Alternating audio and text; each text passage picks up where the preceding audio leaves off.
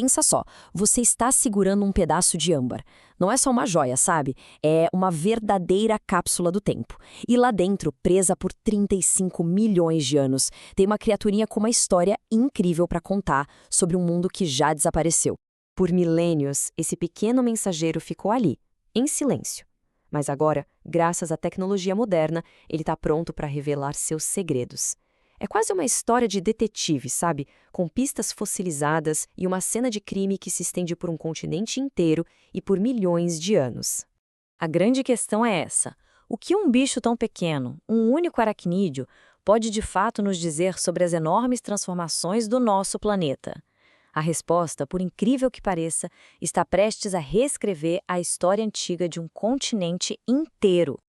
Então vamos lá, nossa investigação começa aqui, com um mistério que viaja no tempo e conecta lugares que a gente nem imaginava.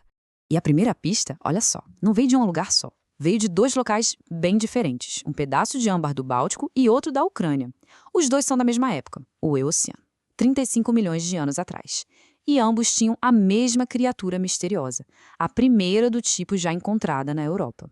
Tá, mas como é que os cientistas fizeram para desvendar esse caso? A chave era conseguir olhar a evidência sem destruir ela. Pois é, esse era o grande desafio. O âmbar é super frágil e o bicho lá dentro é único. Se tentassem abrir a cápsula, já era, destruiriam tudo. Os detetives, nesse caso os cientistas, precisavam de um jeito de investigar sem tocar em nada. E eles encontraram uma solução de altíssima tecnologia. Usando uma tomografia computadorizada com radiação síncrotron, pensa num raio-x super potente. Eles escanearam o âmbar por dentro. Isso permitiu que eles criassem um modelo 3D virtual da criatura com um detalhe impressionante, sem nunca precisar quebrar o fóssil. E o resultado é este aqui. O que antes era só uma mancha borrada dentro do âmbar, virou um modelo 3D com uma clareza fantástica. A tecnologia revelou detalhes que eram simplesmente invisíveis a olho nu.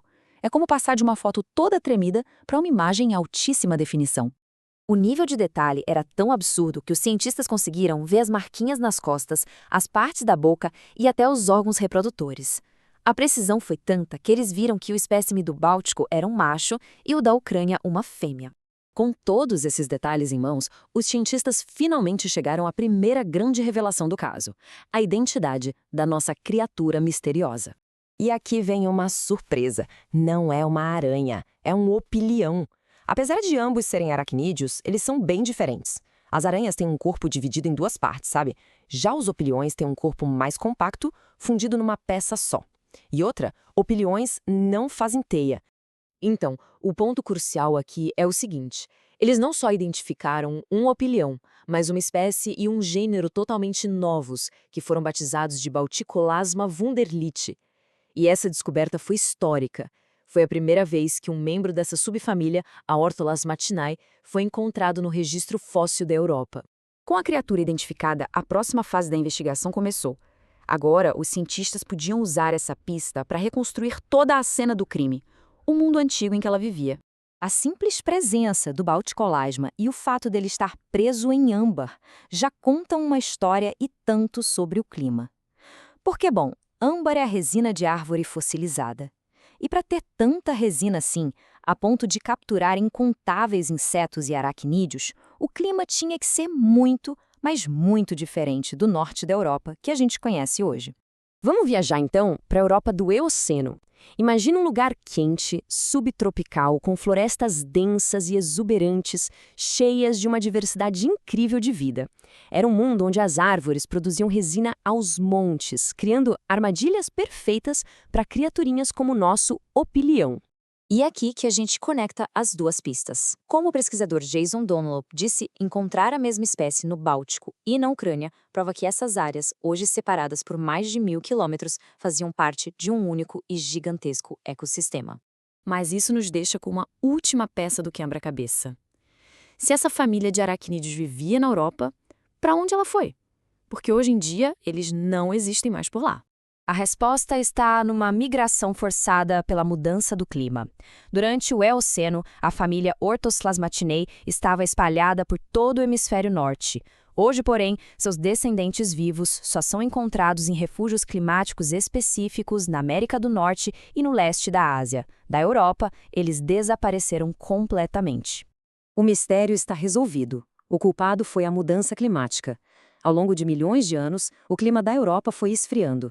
As florestas subtropicais deram lugar a ecossistemas mais frios, e a família de opiliões, que era adaptada ao calor, não conseguiu sobreviver e acabou sendo extinta localmente no continente.